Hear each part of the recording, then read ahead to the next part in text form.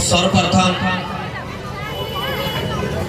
विश्व के अंदर समानता का दीपक जगाने वाले करुणा के सागर तथागत गौतम बुद्ध के चरणों में नमन करते हुए उन्हीं के समक्ष गुरु नानक देव जी, गुरु रविदास महाराज जी, गुरु कबीरदास जी, छत्रपति साहू जी महाराज आरक्षण के जनक, राष्ट्रपिता की उपाधि से नवाजे गए राष्ट्रपिता महात्मा ज्योतिबा फूले, माता सावित्री बाई फूले, देश के अंदर पहला महिलाओं के लिए स्कूल खोलने वाले माँ फातिमा बेग, इस देश को अंग्रेजों की गुलामी से लड़कर हजारों क्रांतिकारियों की शहादत के बाद देश में नया कानून लाने वाले बोधिसत्व परम पूज्य बाबा साहब डॉक्टर भीमराव अम्बेडकर साहब और इस कौम को अपना इतिहास दोबारा से दोहराने वाले और एक संदेश आपको देने वाले कि जाओ अपने घरों की दीवारों पर लिख दो कि आप इस देश के शासक हैं। माननीय काशीराम साहब के भी चरणों में नमन करते हुए अपनी कौम के लिए जलियांवाला बाग में हजारों बेगुनाह बहुजन समाज की शहादतों का बदला लेने वाले माइकल डायर को उसी के घर में घुसकर मारने वाले सरदार शहीद भगत सिंह के भी और सरदार शहीद उधम सिंह के भी चरणों में नमन करता हूं। जानते हो ये नीला कलर हमें कहां से मिला? बाबा साहब जब छोटे थे उनका पहला स्कूल था सतारा। जब सतारा छोड़ करके सूबेदार रामजी सकपाल जी जब रिटायर कर दिए गए फौज से तो उन्हें वो सरकारी आवास भी खाली करना पड़ा था। और सरकारी आवास खाली करके वो वहां से जब जा रहे थे उनका पहला स्कूल सतारा था। और जब बाबा साहब वहां से निकले तो उन्होंने उस घर को देखा और फिर आकाश को देखा। इत्तेफाक देखो कि उस समय जो उनकी घर की जो दीवारें थी वो नीले कलर से पुती हुई थी। और जब उन्होंने आकाश की तरफ देखा तो वो अंबर भी नीला था।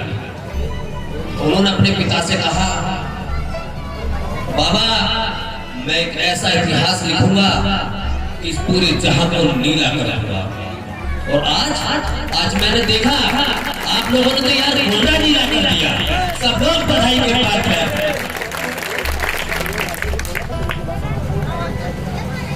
जय भीम बहुत देर से मैं सुन रहा था। जय भीम एक अभिवादन है कि आप जिंदा है। जय भीम एक अभिवादन है कि आप जिंदा है। आपके मसीहा के नाम पर आप अभिवादन बोलते हैं और उसको पूरे उत्साह और जोश के साथ। कुछ लोग पार्टी के मंचों पर जाते हैं, बोलते हैं खड़े होकर के दोनों मुट्ठी बंद कर लो और हाथ उठा करके जोर से बोलो। हम मुट्ठी बंद करने के लिए नहीं, हम आपसे कहते हैं कि दोनों अपनी कान और दोनों अपनी आंखें खोल करके जय भीम का नारा लगाओ। बाबा साहब देखिए यहाँ पर बहुत सारी बेटियां बैठी हुई हैं और मुझे लग भी रहा है कि बच्चे कुछ शिक्षित भी हैं, पढ़े लिखे भी हैं। बच्चे एक छोटा सा सवाल एक मैं आपसे कर रहा हूँ। बाबा साहब का सबसे फेवरेट सब्जेक्ट कौन सा था? कौन हाथ उठाएगा सबसे पहले? बाबा साहब का सबसे फेवरेट सब्जेक्ट उनकी किताब कौन सी थी? जानकारी है? उनका सबसे सब्जेक्ट जो पसंदीदा था वो था साइंस। बाबा साहब ने पहली किताब अपने गले में जो उनके लॉकेट डला हुआ था ना, उसको बेच करके विज्ञान की किताब खरीदी थी। उन्होंने विज्ञान को सर्वोत्तम माना और हमें भी वही संदेश दिया, विज्ञान ही तो आविष्कार की जननी है। अगर मैं इस माइक के माध्यम से अपनी आवाज को सैकड़ों लोगों को सुना रहा हूं तो ये विज्ञान के द्वारा दिया गया एक आविष्कार है, चमत्कार नहीं है, ये आविष्कार है। तो आपको चमत्कार छोड़ करके आविष्कार की तरफ आना है, विज्ञान को अपनाना है। तथागत बुद्ध ने यही संदेश दिया, ये प्रकृति, यही प्रकृति, इसी से ही हम लोगों का जीवन है और इसी में बढ़ेगा। इस धरती पर जितने भी जीव आए हैं, चाहे उसमें इंसान हो या कोई भी जीव जंतु हो, अगर उसका जन्म हुआ है तो उसका अंत भी निश्चित है। यही विज्ञान, यही प्रकृति है। अगर कोई आकर के कहे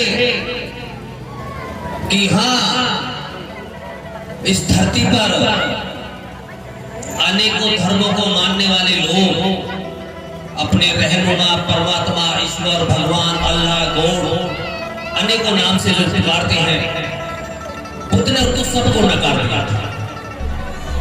बुद्ध ने कहा अगर कोई है तो ये प्रकृति है, ये 5 तत्व से बनी है और ये 5 तत्व के द्वारा ही इंसान, जीव और जंतु जो भी है वो सब यहीं से बने हैं, यहीं से जन्म होता है और इसी में खत्म होता है, मर जाता है। यही सृष्टि है, कहीं किसी के द्वारा कोई उत्पत्ति नहीं हुई। बाबा साहब को पढ़ने के लिए हमें किताबों का सहारा लेना पड़ता है। बाबा साहब ने एक बार नहीं हजारों बार कहा कि मैं तस्वीरों में नहीं हूं, मैं मूर्तियों में नहीं हूं, मैं किताबों में हूं। मुझे मानो मत, मुझे जान, मुझे पढ़ो। बाबा साहब अथाह समुद्र है, उनके बारे में जितना पढ़ोगे उतना जान। मैं कभी 2019 में यहाँ आया था, 4 साल बीत गए। अभी एक छोटा भाई कह रहा था कि आपका दूसरा दौरा है। हाँ मुझे याद है, मैं जब पहली बार यहाँ आया था और यहीं पर ही वो मंच लगा हुआ था, उस मंच को लगाने वाले वो भीम सैनिक आज हमारे बीच में नहीं है। मैं उनको श्रद्धा सुमन अर्पित करता हूँ, माधव राज जी को, जिन्होंने मुझे पहली बार यहाँ गोंडा में बुलाया था। और जो प्रतिमा आज मैं ये देख रहा हूँ, ये उस समय भी यही प्रतिमा लगी है। कुछ समय पहले मेरे पास यहाँ से फोन आया कि हम लोग एक नई प्रतिमा बाबा साहब की वहां लगाने जा रहे हैं, लेकिन प्रशासन हमें वो लगाने नहीं दे रहा। मैं एक सवाल आप लोगों से पूछूं, सभी लोग यहाँ बुद्धिजीवी बैठे, जब हमारा मकान पुराना हो जाता है क्या उसके हम रिपेयर नहीं करते? क्या किसी से उसकी इजाजत लेनी होती है? क्या इजाजत लेनी होती है? ये तो नियम है। गाड़ी पुरानी होती है तो उसकी सर्विस कराते हैं, मकान पुराना होता है तो उसकी मरम्मत कराते हैं। ये बाबा साहब की प्रतिमा बहुत ज्यादा जमीन में, अगर इसको ऊपर लगाने का काम अगर मेरे समाज के लोग कर रहे हैं तो ये क्या गलत कर रहे हैं? मैं यहाँ के प्रशासन से पूछना चाहता हूँ, ये अपने पैसे से, अपने धन से, अपने परिश्रम से उस बाबा साहब की प्रतिमा को वहां से हटा करके अगर ऊंचे चबूतरे पर लगा रहे हैं तो कौन सा जुल्म कर रहे हैं? इस देश के अंदर अनेकों धार्मिक संस्थान, धार्मिक मठ हजारों लाखों की संख्या में नए बनते हैं, नए टूटते हैं, उनके ऊपर कहीं कोई परमिशन की बात नहीं होती। लेकिन जैसे ही बाबा साहब की बात आती है तो वहां तुरंत परमिशन की बात कर दी जाती है। आज मैंने देखा, जैसे हमने गोंडा से अपने कार्यकाल की बाबा साहब के नाम पर जयंती की शुरुआत की तो गोंडा का पूरा प्रशासन वहां पहुंच गया कि आप डीजे नहीं बजाएंगे। जब ये डीजे दूसरे कार्यक्रमों में बज सकते हैं तो मेरे बाप के जन्मदिन पर क्यों नहीं बज सकते भाई? क्यों नहीं बज सकते? और हमने वो डीजे बजाया 1 किलोमीटर 2 किलोमीटर नहीं, पूरे 30 किलोमीटर तक बजाया। उत्सव मना रहे हैं, गम में नहीं है, खुशी में है। और खुशी में बैंड बाजा ढोल डीजे बजते ही है। भीमसाड़ा के आदमी हैं, चमड़ी भी उठेड़ते हैं और प्यार से भी बात करते हैं। यहाँ बैठा हुआ एक भीम सैनिक बाबा साहब का अनुयायी है, बाबा साहब के लिए पूरी तरीके से समर्पित है। लेकिन बात जब सम्मान की आएगी तो पीछे नहीं हटेगी और हटना भी नहीं चाहिए। आज तो इतने सारे अम्बेडकरवादी हैं, तब तो बाबा साहब अकेले ही लड़ रहे थे, वो पीछे नहीं हटा रहे तो हम कैसे हट जाएंगे। बाबा साहब ने हमें 3 मूल मंत्र दे दिए कि शिक्षित हो, शिक्षा ले लीजिए। मैं शिक्षित हो गया और आज इस मंच पर बोल रहा हूँ। क्या मैं कोई गलत बात कर रहा हूँ? बिल्कुल नहीं। क्या यहाँ का प्रशासन मेरे ऊपर कार्रवाई कर सकता है क्योंकि मैं गलत नहीं बोल रहा? दूसरा मंत्र उन्होंने कहा, भाई संगठित हो जाइए। हम लोगों ने भीम सेना बना दी, हमने संगठन बनाया पूरे देश के अंदर और पूरे देश के लोगों को जगाया, उनको अधिकारों के लिए सशक्त किया और उनको चेताया। बुद्ध को अगर इस धरती पर पुनः अवतरित करने का अगर काम किया है तो वो बाबा साहब ने किया। और अगर बाबा साहब को पुनः अगर इस समाज के अंदर लाने का काम किया है तो वो माननीय काशीराम साहब ने किया है। उन्होंने ही संदेश दिया था कि जाओ अपने घरों की दीवारों पर लिख दो कि आप पहले भी शासक थे और आप अब भी शासक बन सकते हो।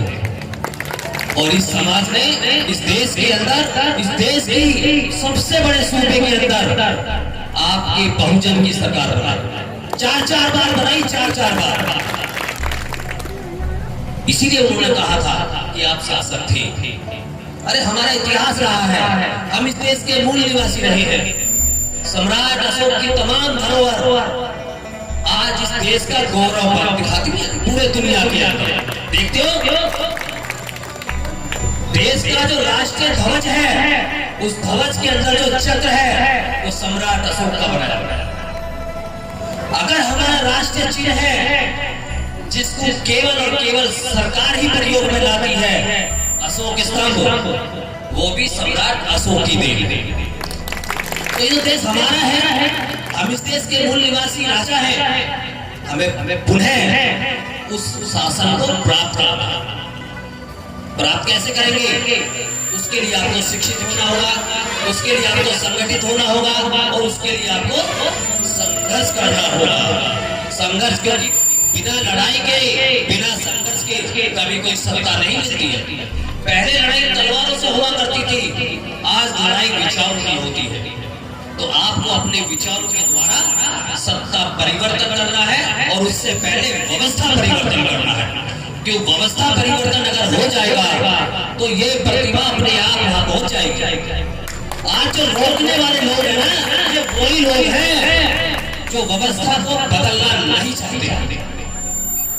वो चाहते हैं जैसे वहां पड़े हैं कि वही रहे, दबे कुचले, इनका कोई सम्मान नहीं है। लेकिन आज तो यार हमारा समाज IAS, IPS, इंजीनियर, डॉक्टर कहाँ नहीं है? हम मैं पूछता हूँ कहाँ नहीं है हम? देश में, दुनिया में हर जगह पहचान। बाबा साहब की बात जब भारत में आती है तो उनकी मूर्तियों के साथ, उनके नाम के साथ, उनकी प्रतिमा, उनके चित्रों के साथ छेड़छाड़ की जाती है। और जैसे हम विदेश में जाते हैं उन्हें तो यह सूर्य कहकर के पुकारा जाता है। उनके नाम से लाइब्रेरियां बनाई जाती है, स्मारक उनके नाम से है। वहां के लोग इन्हें पूरा सम्मान देते हैं। जर्मनी, ऑस्ट्रेलिया, कनाडा, अमेरिका, कौन सा देश ऐसा नहीं है जहां डॉक्टर अम्बेडकर को सम्मान मिला? लेकिन उस अथाह समुद्र के सागर को भारत में आकर के सम्मान नहीं मिला। क्यों? क्योंकि उस व्यवस्था से वो निकल करके आई है, इत्तेफाक से जिस व्यवस्था का हजारों वर्षों तक उनके ऊपर जुल्म हुआ था। अगर ये उस समाज से ना होते, अगर किसी अदर से होते, तो देश का जो नोट है ना, उस नोट पे उन्हीं की फोटो होती। भारतीय रिजर्व बैंक की अगर स्थापना हुई है, देश के अंदर इकोनॉमी की अगर बात हुई है 1935 में, तो बाबा साहब ने भारतीय रिजर्व बैंक बनाने का सुझाव दिया था। आज भी अभी आपने कुछ समय पूर्व रिजर्व बैंक ऑफ इंडिया का स्थापना दिवस मनाया था, 1 अप्रैल था, और देखा होगा साइड में बाबा साहब का चित्र उस पर लगा हुआ था। Reserve bank of India Mumbai का हेडक्वार्टर है, पहले कलकत्ता में था, आज मुंबई में है। अगर आज आप वहां भी जाएंगे ना, तो वहां भी आपको बाबा साहब का चित्र मिलेगा, फोटो मिलेगी, प्रतिमा मिलेगी, लेकिन नोट आज भी नहीं लगा। हम भी कहते हैं भाई नोट बने तो बड़ा बने, बाबा साहब तो वो सम्मान वाले आदमी हैं, 100, 200, 500 या 2000 वाले पर नहीं, बाबा साहब का फोटो तो 5000 वाले भी सकना चाहिए। भाई नोट बना तो बड़ा, 5000 या 10,000 का, उस पर बाबा साहब का चित्र आना चाहिए, हम तैयार हैं। छोटे नोट वाले इतने सम्मान वाले नहीं थे बाबा साहब। कार्यक्रम मेरा एक बहराइच में भी लगा हुआ है, और सुबह से काफी जगह बोलने को मौका भी मिला है।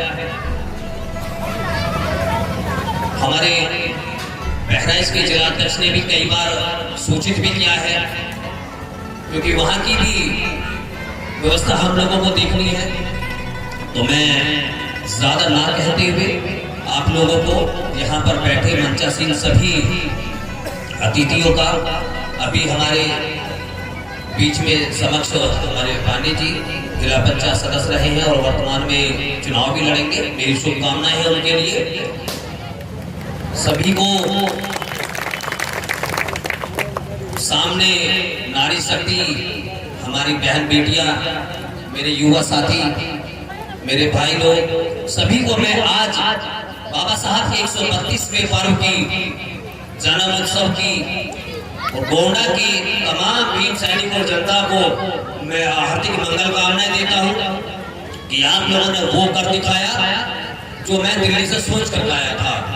आप वास्तव में सभी बधाई के पात्र हैं, और सबसे बड़ा योगदान हमारे संगठन के आसाराम अम्बेडकर जी का, गोंडा के जिलाध्यक्ष मनीष जी का, हमारे कोषाध्यक्ष अमनदीप जी का, मेरे साथ दिल्ली से चल करके आए मेरे भाई संतोष अम्बेश जी का, जो बराबर मुझे भी और आप सब लोगों को इस पूरे देश और दुनिया को दिखाने का काम कर रहे हैं। कंटिन्यू उनका लाइव चल रहा है, 4 चैनलों पे चल रहा है। मैं कहूँगा आइए अम्बेश जी, आइए अम्बेश जी, आइए। वीडियो कैसी लगी आप अपने कमेंट्स के माध्यम से हमें बता सकते हैं, और चैनल को लाइक, शेयर और सब्सक्राइब जरूर करें। धन्यवाद।